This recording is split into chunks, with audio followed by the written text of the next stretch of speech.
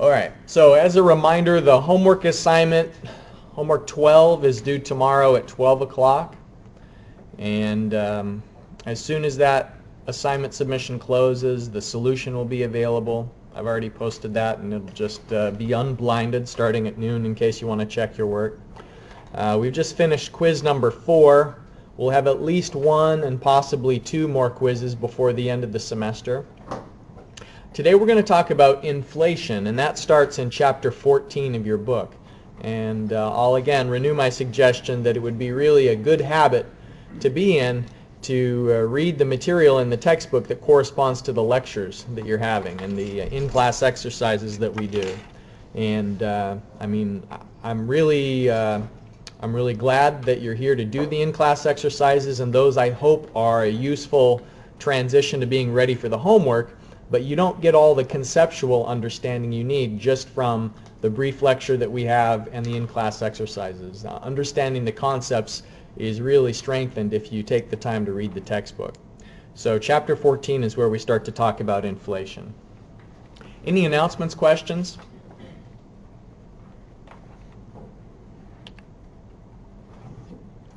All right.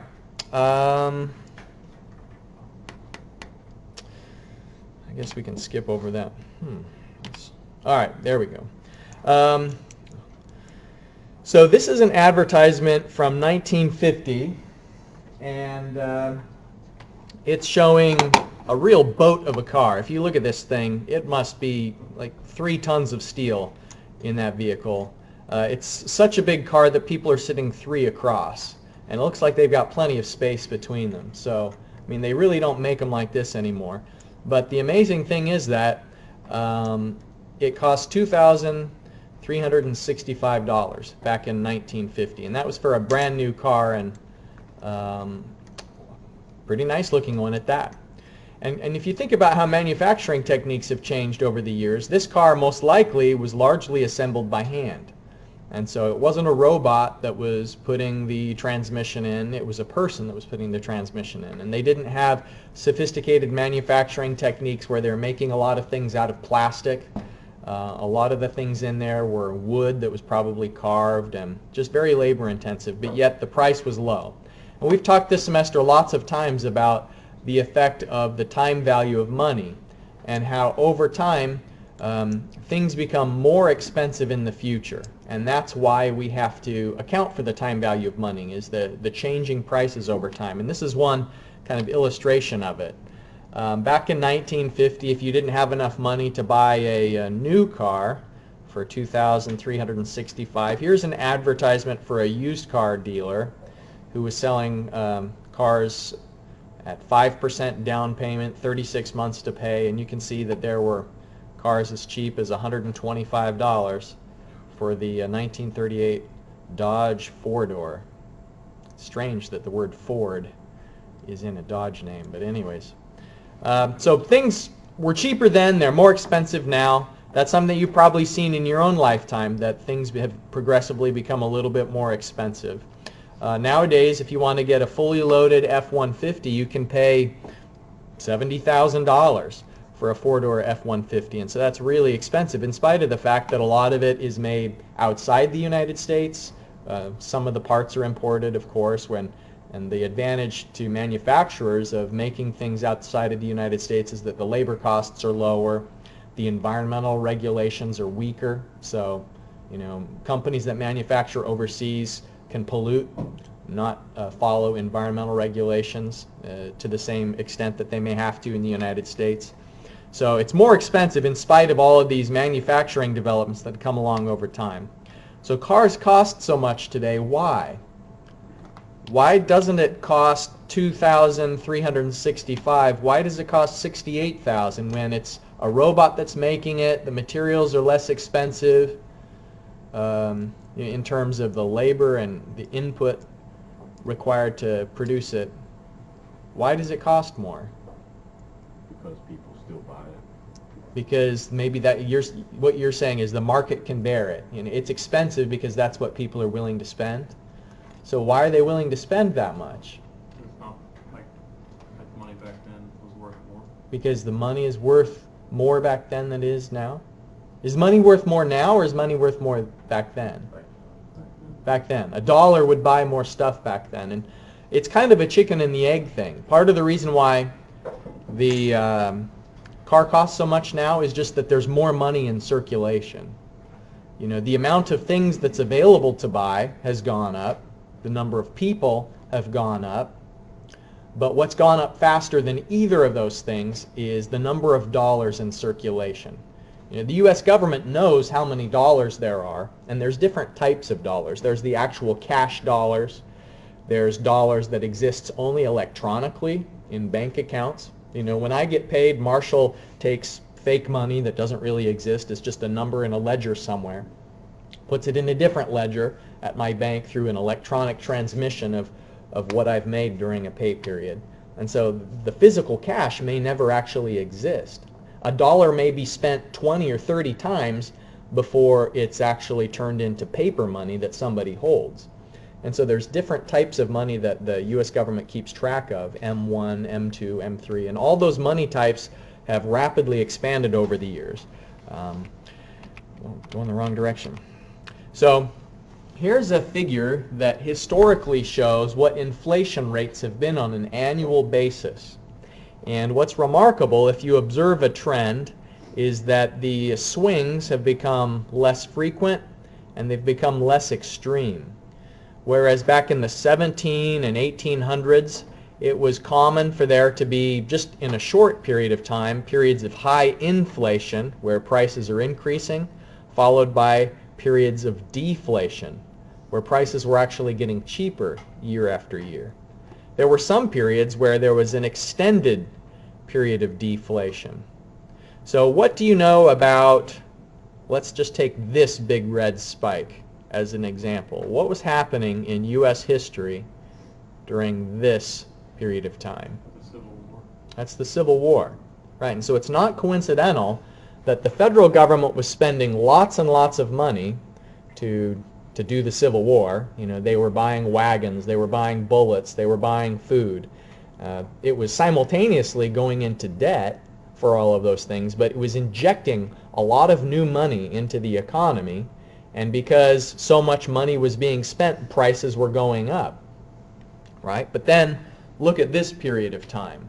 The period of time following the Civil War, sometimes it's called the Reconstruction. There was just a big economic malaise through a lot of the United States because the South was devastated and not economically very productive. There was a period of time where a lot of war veterans were moving westward, and they were just establishing some new homestead on the prairie. They're not exactly engaging in the same level of commerce that they would have if they'd stayed in the more well-developed eastern part of the United States. And so there was a period where not as many people were buying as many things. And because there was less demand for stuff, in part because the government suddenly isn't injecting as much money, there's less money in circulation, people have less money, so they're buying less stuff, and so prices went down for a period. And what the consensus was, especially after the Roaring '20s and then the Great Depression, was that these swings back and forth between periods of high inflation and deflation were very destructive. That it was difficult to run a business, it was difficult for the country to prosper when things were swinging back and forth. And so after World War II, the federal government started to engage in a lot more managing of inflation. And the Federal Reserve has kind of a dual mission. And number one is to engage in policies that promote full employment, and the other is to engage in policies that stabilize inflation. And their target is between 2 and 3% inflation is what the Federal Reserve Bank would like to see. And there have been times, especially in like the 1980s, where they haven't been able to do that just because things like fuel costs went up so dramatically.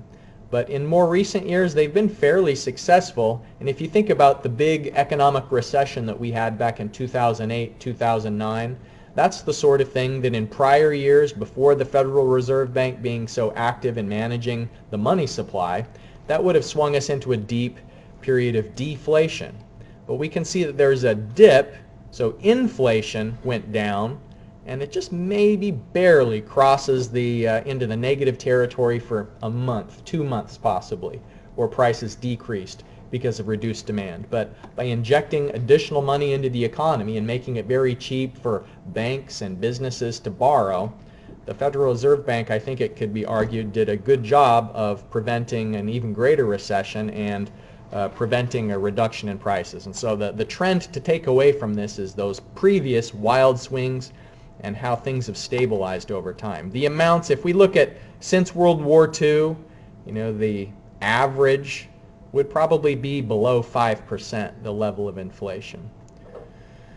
If we zoom in on the more recent period of time that maybe I remember conditions since 1985, probably most of you don't remember what it was like in 1985, but I do. Here's what was happening during recession. So the inflation rate went down during a recession. That's a trend that we've seen in several different periods of time. This was the dot-com bust. This was the financial crisis in 2008 that was more related to the housing crisis.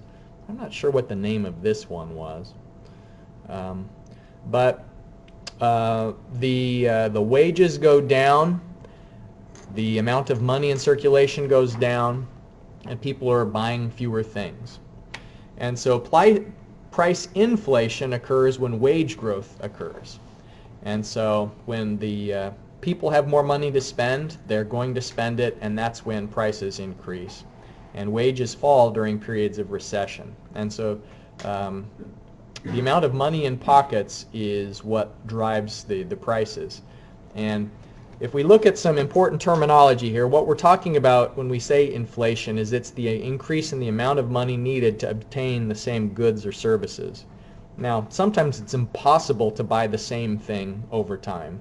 You couldn't buy a 1950, whatever that thing was called. You couldn't buy that today. So we don't know exactly how much that thing versus the same car today would cost.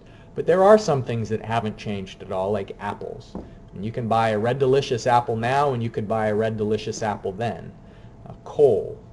Coal existed then, coal exists now. And so there are a lot of things that we can do meaningful comparisons on to find out, for the same amount of that stuff, how has the amount of money changed in the intervening years.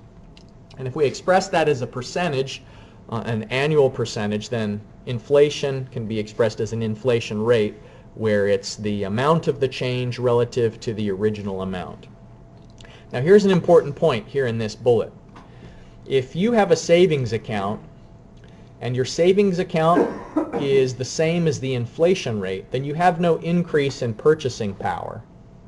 So let's say that the inflation this year is 2%. And you put your bank into an account that's paying 2%. You put in $100. At the end of a year, you're not going to be any better off than you are now, because that $100 will be $102.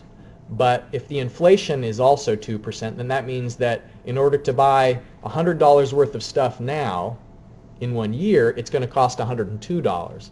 So purchasing power is the idea that what you really would like to do is invest money and get more than the inflation rate sometime in the future. You want to be rewarded for deferring your gratification. You know, are you going to buy the thing that you want now or in the future? And if you buy it if you delay buying it, you want to have some reward for investing in the meantime.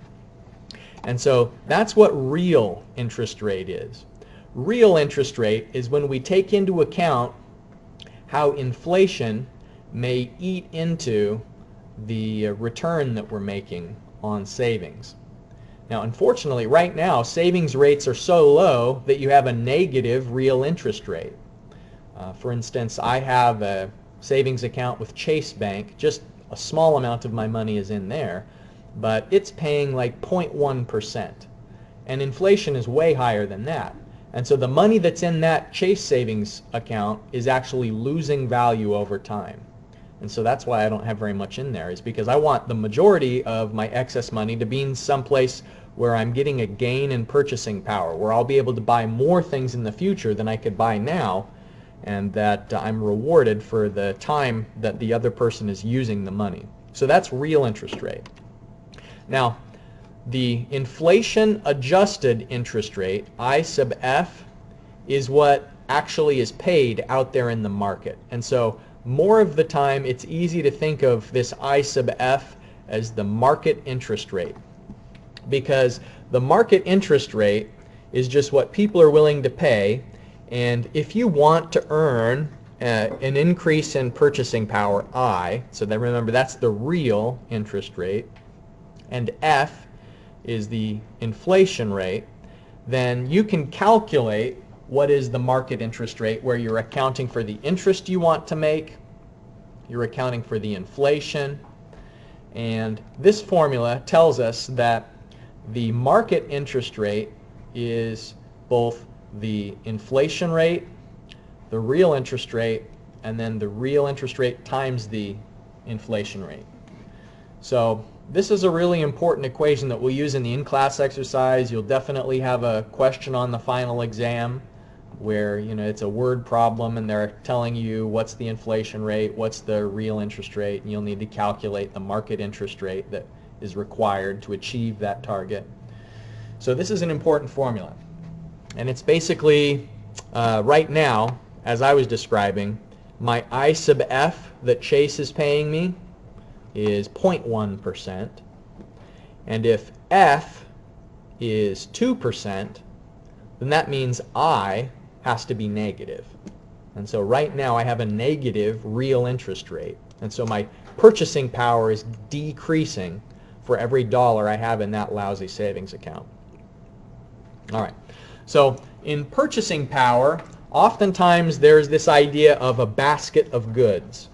The U.S. government has people whose job it is to go into grocery stores and find out how much a certain thing costs in a certain town, because the U.S. government tracks inflation in a lot of detail.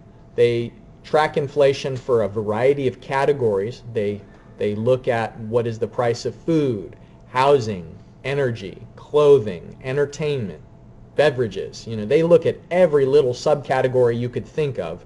They're checking on prices, and they do it region by region as well. They'll look at how is the price of heating oil in New England increasing over time, and contrast that to how is the price of fuel oil in Southern California changing over time. And so what they'll often do is, as an indicator of, in general, how is inflation affecting people, is they'll get a lot of different items and put it into a weighted basket. And so let's say the average person is going to buy these sorts of things on a weekly basis for groceries, and if we know the price today is $25 and we assume that the inflation rate is going to be 3%, then to predict the price in 15 years, we'll use the same formula that we've been utilizing for time value. This is P, this is an F, and so F is 1.03 to the power of 15 times 25.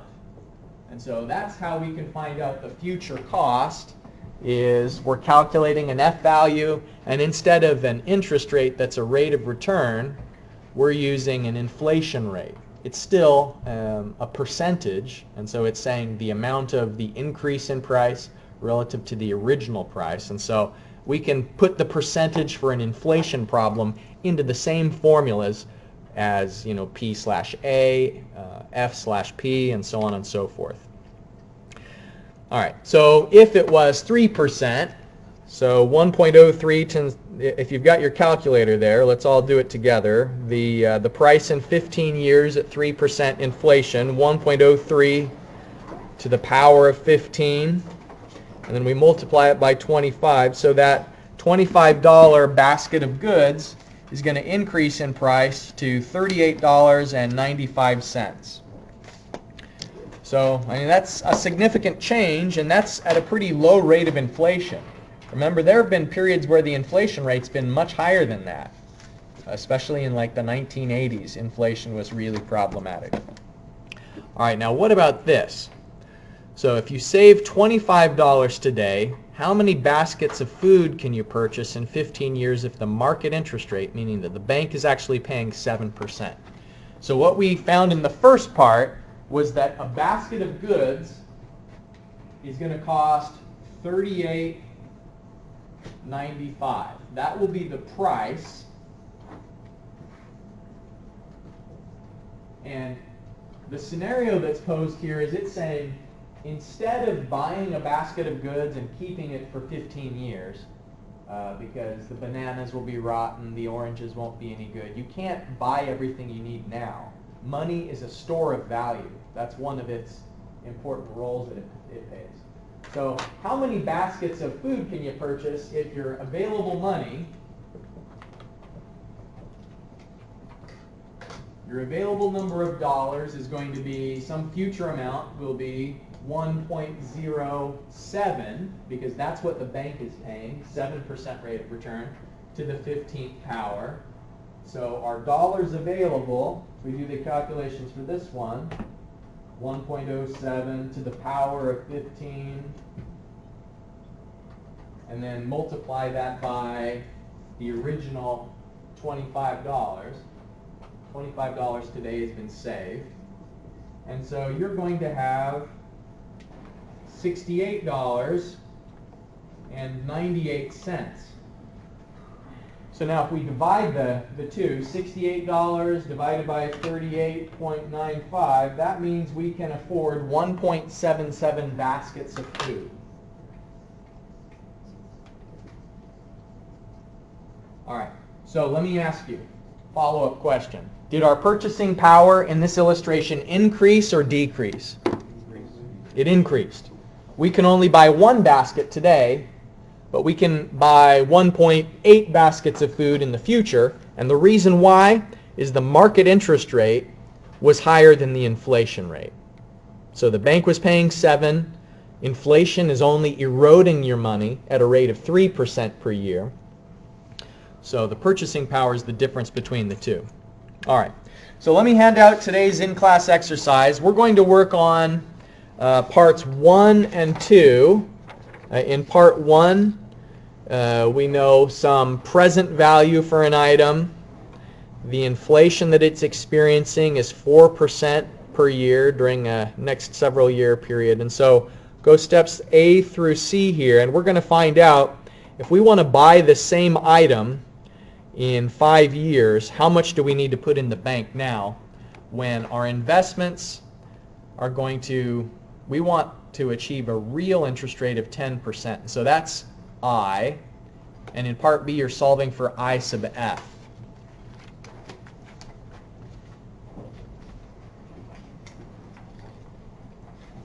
Let me put the equation on the whiteboard in case you didn't note it earlier.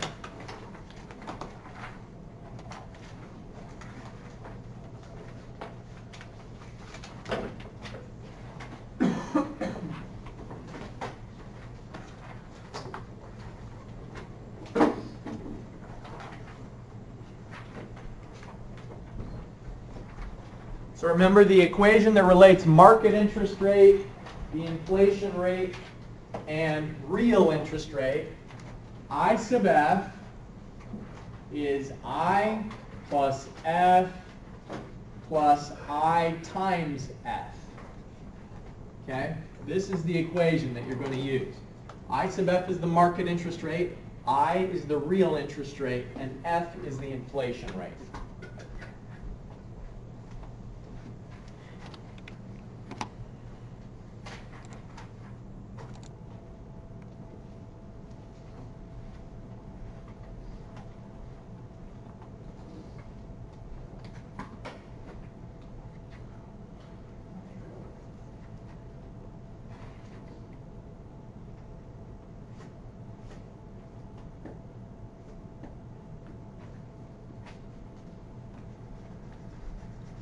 Okay, up on the screen you can see that what I've done is I've labeled each of the interest rates for whether it's something that we know or whether we're something we're trying to calculate.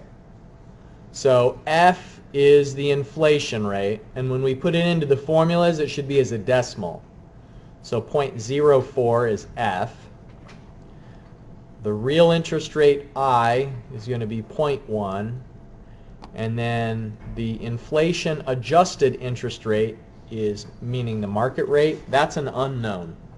That's something we're going to find in part B.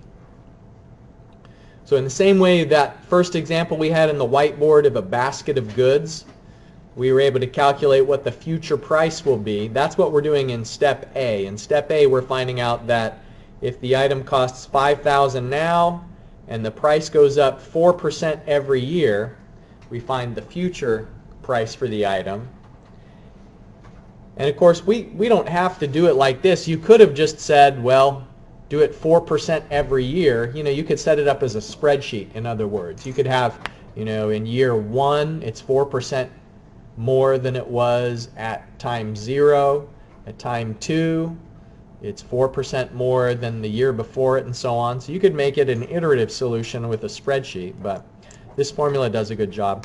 Now, the market interest rate that has to be earned, so you have to earn 14.4% market interest rate in order to have 10% appreciation on your ability to purchase, your purchasing power. And so we use that market interest rate in part C because, you know, that's actually what your bank is going to give you. And we know that we have to have $6,083.26 available in that future time. And so it tells us we only have to invest $3,104.60 in order to be able to buy the item in the future. So it's actually, we have to spend less than we would now if we bought it at time 0 because we have a positive increase in the purchasing power during those 5 years. All right, so any questions on this first example? All right, so look at this equation that we used in part A. In part A, we had the future cost of the item that we were calculating. We had the present cost for the item, the inflation rate, and then N is the number of periods. So in the second in-class exercise, we're taking the case of an airplane, and if the airplane costs $340 million now, and it's going to go up at a rate of 9% per year, so that's F, then what we want to find in this time is the number of years. It's not going to be, you know, the F value is given, and so it's the number of years we're going to try and solve. And I give you a hint on the handout that you can use the log function to solve for an unknown n. So you can solve it iteratively on your calculator if you want to use like the equation solver, or if you want to rearrange algebraically, then the log function will allow you to calculate how many years. And it's not going to be an exact number of years, it's going to be a decimal number of years. And so that's okay. Price is always gradually increasing, but we want to find out how many years is it until that airplane now costs $500 million. By the way, I had the chance to fly on the Airbus 380 this past summer, and it was crazy. It's a double-decker airplane. It's enormous. Very quiet, very luxurious, comfortable seats, good food, but it was still a long flight. I mean, doesn't matter how good the seat is. When you're sitting there for 15 hours, it feels like a long flight. So let's find out how many years.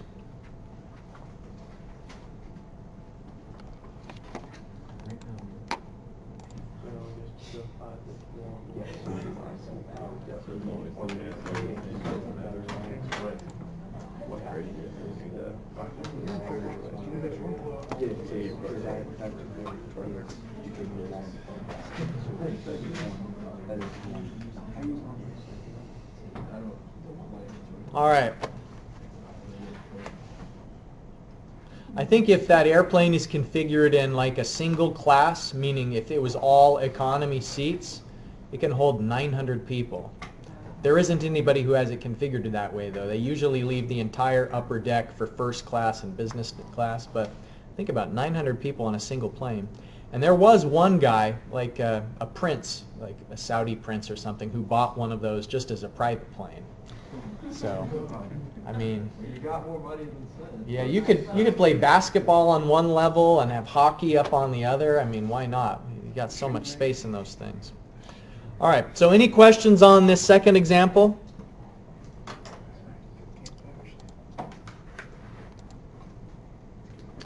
Well, we saw some of the of that historical figure was blue. When it was blue with those periods where prices were going down, and I mentioned already that the reason why prices were going down was that there was just less money in the system. You know, if the government isn't spending like it used to be spending, then the available dollars is decreasing, and prices fall because people just don't have the same demand for items that they used to. So if your salary got cut, for example, or if you have a spouse that lost their job, so one person still has a job, the other one doesn't, so you're not going to buy, your purchasing patterns are going to be changing. So consider the case, but there's another effect there as well, and it's kind of insidious. So this is what computers looked like when I was in middle school. You know, you didn't have a hard drive, you just had floppy drives, and so you were saving files on a magnetic disk, and you had to make sure you didn't lose the disk or bend it or damage it. And so computers are always getting better over time, and people know that, and so they put off buying things as long as they can, because they know if I just wait 6 months, I'll be able to get a better computer and it'll cost less. I mean, probably everybody here has had that same thought, whether it's with a computer or a cell phone. There's just certain things that the technology is improving while the price simultaneously decreases. And so what that causes is called a deflationary spiral. And if you consider the concepts here in the deflationary spiral, let's start with falling prices. So if prices are falling and there's lots of manufacturers that are making it, it's tough for the manufacturer because they don't have the same revenue that they used to have. If the prices are going down, then they're not making the same revenue, and so it's possible that they may not be able to pay their debts. And so a company that's purchased factories and is paying rent on debt, and their whole operation is requiring the debt in order to begin the operation that they're doing. If they're not paying back the bank, then the bank may go through a bankruptcy. And so then, that bankruptcy in the financial sector is going to cause layoffs of their employees. And the layoffs mean that people out in society have less money than they used to. And so demand falls. And then if demand falls, then that further depresses prices. And, then there's going to be more companies that maybe weathered the first storm, but now as the cycle goes around and over again, people hold off from buying things just because they're anticipating that the prices are going to continue going down, and it just reinforces the cycle. And so deflation is dangerous, and economies will do just about anything to avoid deflation because it creates so much uncertainty. What they like is they like stability. They like it when people just kind of know that prices are going to be a little bit more expensive in the future, and so then they don't put off buying things thinking, oh, it's going to be cheaper in the future, and it just kind of reinforces the economic system if there's stability and a small inflation over time. So we've talked about that cycle. Here's an illustration of how saving rates have changed from 1987 until 2006. This was the best figure I could find for recent history that had a long range. And what this is showing is that there were some accounts where you were making more than 8% return on a 6-month CD back in the late 1980s. But interest rates have steadily fallen, and that's in part because inflation is lower now. But remember that the bank is paying the market interest rate, and what you really care about is your purchasing power, and you want to see the purchasing power increase over time. And it's hard to do that nowadays when we have such low market interest rates. The expected real interest rate, the vertical axis here is the expected real interest rate, has gone negative and has stayed negative for about a decade, where for most accounts you're actually losing money by keeping it in the bank. And so why don't people do something with that money? Well, there's only certain things that you can buy now and that will remain good and don't really cause any problem to store it. You know, for example, someday you're going to be old, and so you can't buy now all of the food you're going to need when you're old. You can't buy now, maybe some things won't spoil, like firewood in theory you could preserve until your old age. Maybe the bugs would get to it and so on, but it's just difficult to store. It would take up a lot of room.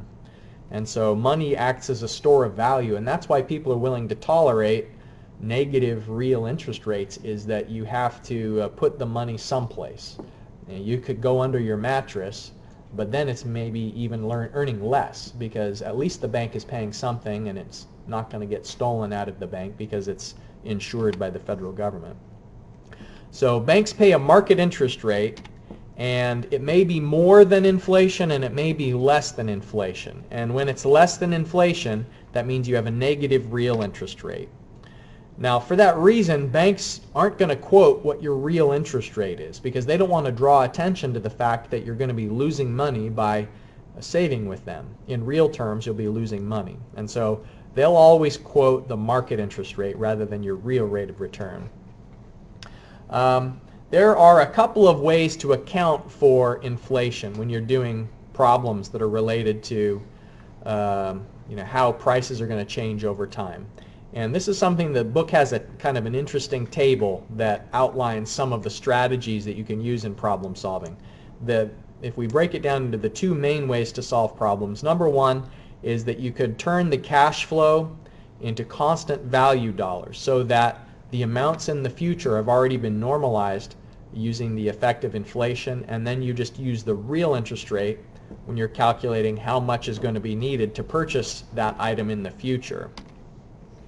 Or you can leave the future amounts with inflated dollars, meaning that the number of dollars in the future is going to be greater in circulation and that costs are going up over time. And so then you could use the inflation adjusted interest rate to find out how much is required in the future to buy a certain thing. So the same problems that we were doing on the whiteboard, how many dollars will you need in the future to buy a certain thing? What this is pointing out is that you have to account for both the inflation rate and the real interest rate, or you can combine them together, and the future amounts are in inflated dollar terms. So we'll work through a couple of problems that just reinforce those techniques. Capital recovery, remember this term is referring to when we're trying to calculate on an annual basis how much is required, how much revenue is required to cover the cost of acquiring equipment. So it's the initial purchase price minus the salvage value, and then you're finding the periodic annual uniform amount that is required to cover that. So when we're doing inflation calculations, then what you're going to do is use the interest rate that includes inflation and the real interest rate. And so use the market interest rate, I sub f, the inflation adjusted interest rate, in order to account for the effect of both of them simultaneously. All right, on the back side of your in-class exercise, part 3 and part 4, part 3 is related to a future worth calculation where we know the market interest rate, and we're trying to find out what the effect of inflation is going to be on this $110,000 that's deposited. And then part 4 is a capital recovery problem where we're trying to find out the annual amount required to recover the cost of purchasing a new crane. All right, so let's go over that. We'll take a look at the solution. I'll be circulating around if you want to double check your step-by-step answers as you're working on it.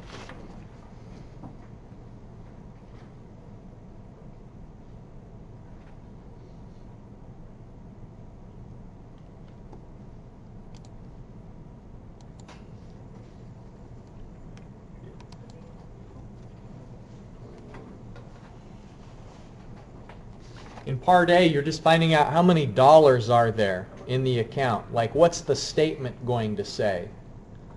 And then part B, what we're finding out is those number of dollars in the future that's on the statement, how much is that actually worth in today's terms? So unfortunately, it's going to be worth less than you actually deposit. because the market interest rate is so low. It's lower than inflation rate. So you're actually, this is one of those cases where you're coming out worse for having invested, because inflation is eroding the value of your money faster than the bank is increasing the amount of dollars that there are. Each dollar is becoming worth less at a faster rate than you're getting new dollars. So I have the two amounts for A and B up there on the screen.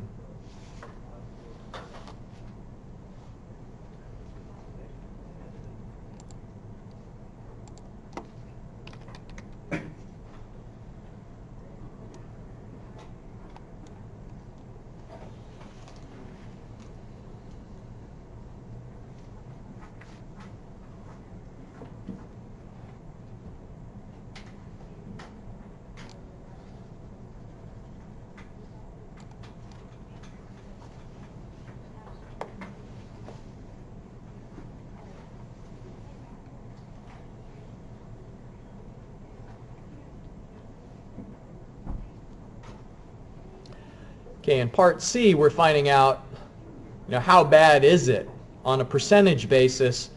We know that the market interest rate is going to be, the real interest rate is going to be negative.